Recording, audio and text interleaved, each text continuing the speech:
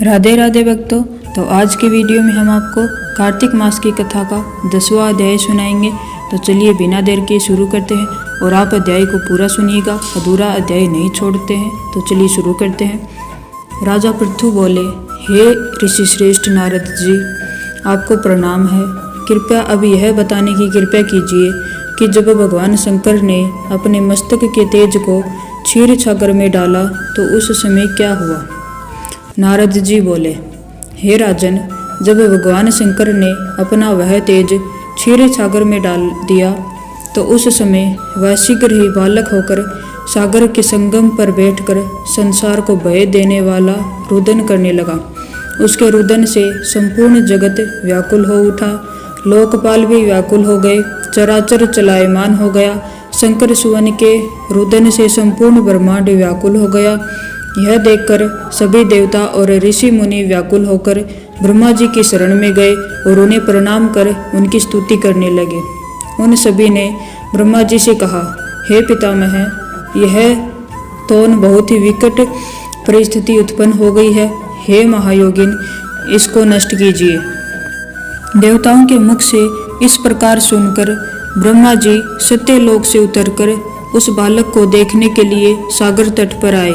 सागर ने ब्रह्मा जी को आता देखकर उन्हें प्रणाम किया और बालक को उठाकर उनकी गोद में दे दिया।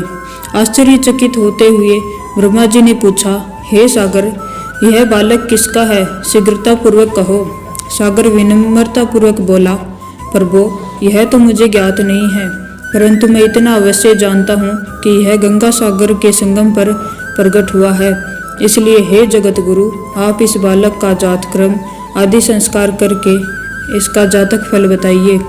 नारद जी राजा पृथु से बोले, सागर ब्रह्मा जी के गले में हाथ डालकर बार बार उनका आकर्षण कर रहा था। फिर तो उसने ब्रह्मा जी का गला इतना जोर से पकड़ा कि उससे पीड़ित होकर ब्रह्मा जी की आंखों से आंसू टपकने लगे।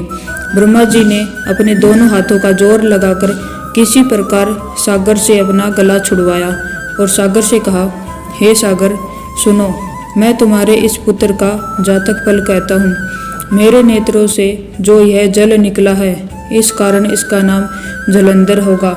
उत्पन्न होते ही यह तरुणावस्था को प्राप्त हो गया है, इसलिए यह सब शास्त्रों का पारगामी, महापराक्रमी, महावीर, बलशाली, महायोद्धा और रण में विजय प्राप्त करने वाला होगा।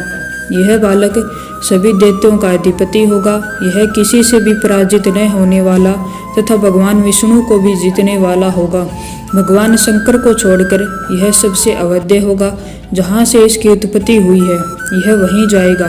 इसकी पत्नी बड़ी पतिव्रता, सौभाग्यशाली, सर्वग सुंदरी, परम मनोहर, मधुर वाणी बोलने वाली तथा शीलवान होगी। सागर से इस प्रकार कहकर ब्रह्मा जी ने शुक्राचार्य को बुलवाया और उनके हाथों से बालक का राज्याभिषेक कराकर स्वयं अंतर्धान हो गए। बालक को देखकर सागर की प्रसन्नता की सीमा न रही। वह हर्षित मन से घर आ गया। फिर सागर में उस बालक का लालन पालन करके उसे पुष्ट किया। फिर कालिंदी नामक असुर को बुलाकर वृंदा नामक कन्या से विधिपूर्वक उसका विवाह करा दिया। उस विवाह में बहुत बड़ा उत्सव हुआ। श्री शुक्राचार्य के प्रभाव से पत्नी सहित जलंधर दैत्यों का राजा हो गया। इसके आगे की कथा हम अगले अध्याय में सुनेंगे।